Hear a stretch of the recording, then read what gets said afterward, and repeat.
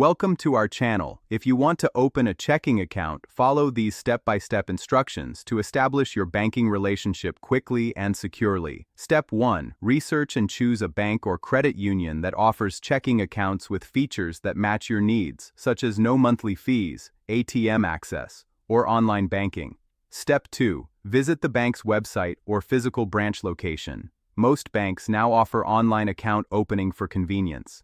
Step 3. Gather required documents, including a government-issued photo ID, driver's license or passport, social security number or tax ID, and proof of address such as a utility bill. Step 4. Fill out the account application form with your personal information, including name, address, date of birth, contact details, and employment information.